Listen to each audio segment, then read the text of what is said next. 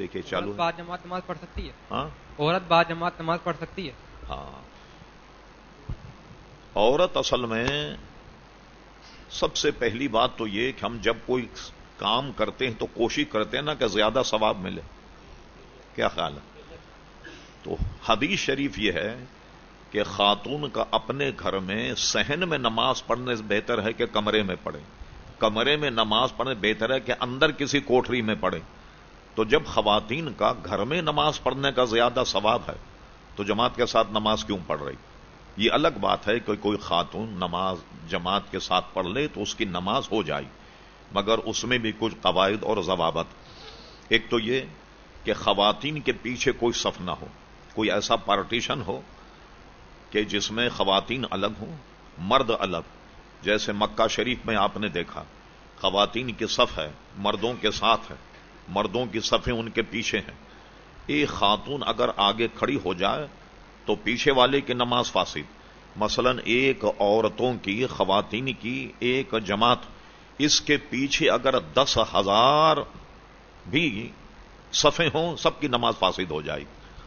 اس لیے الگ پڑھنا چاہیے. یہاں تک کہ وہ تعجب تو بہت ہوگا، حج میں بھی جب خواتین جائیں تو حرم شریف میں نماز پڑھنے سے بہتر ہے کہ اپنے گھر میں نماز پڑھیں. مسجد نبوی میں نماز پڑھنے سے بہتر ہے کہ اپنے گھر میں نماز پڑھیں. اب یہ بات سمجھ میں نہیں آئے گی، نہ لوگوں سے ہضم ہوگی. کہیں کہ مولانا آپ نے تو خواتین کو روک دیا کہ مسجد نبوی میں نماز نہیں پڑھیں اور بیت اللہ شریف میں نماز نہیں پڑھیں.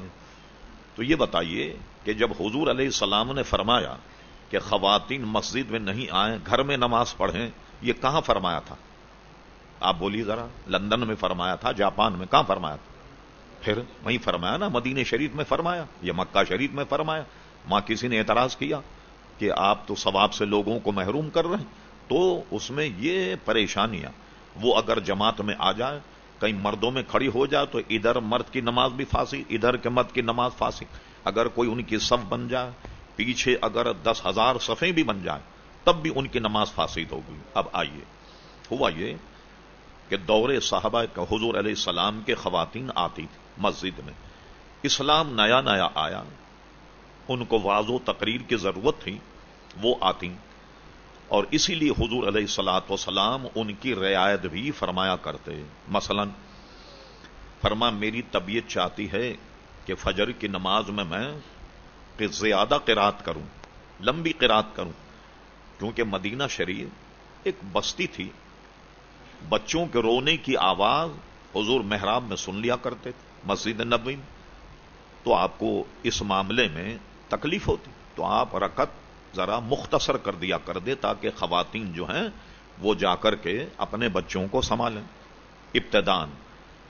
اچھا، حضرت صدیق اکبر کے دور میں بھی تقریباً جاری رہا، اس لیے کہ خواتین کو ضرورت تھی تبلیغ. حضرت فاروق اعظم رضی اللہ عنہ کے زمانے میں جب اسلام پھیل گیا، عرب سے عجم تک پہنچ گیا، کیسر و کسرا فتح ہو گئے، بغداد ہو گیا، بصرہ فتح ہو گیا، ایران فتح ہو گیا. اب اسلام جب عام ہو گیا تو حضرت فاروق اعظم نے سرکاری آرڈر جاری کیا باضابطہ کہ اب خواتین مسجد میں نہیں آئیں گی. ٹھیک، اب یہ تو اپنی جگہ ہو گئی نا بات. اب ہم باہر جاتے ہیں تو اس میں کیا ہوتا کہ وہاں خواتین آتی ہیں. ایک تو یہ کہ وہاں تبلیغ کا موقع نہیں کہ خواتین کہیں سنیں، اور دوسرا یہ کہ باہر جتنے بھی مساجد یا سینٹر ہیں انہوں نے خواتین کے لیے بالکل الگ سے انتظام کیا ہوا ہے، تو لہٰذا وہ بالکل الگ ہوتی ہیں، مرد الگ ہوتے ہیں، خواتین الگ ہوتی ہیں. ہم بھی اس لیے صرف نظر کرتے ہیں کہ چلو خواتین آ کر کچھ اپنے مذہب اور مسلک کو سمجھ لیں. گھر میں اگر بیٹھیں گی تو ان کو یہ بھی نصیب نہیں ہوگا، تو اس وجہ سے ذرا سا چپ سادھ لیتے ہیں کہ جس میں مسلمانوں کے لیے بھلا ہی. مگر مسئلہ یہ ہے کہ اس لیے خواتین مسجد میں نہیں آ سکتی اور ان کو منع کر دیا گیا حضرت فاروق اعظم رضی اللہ عنہ کے زمانے میں.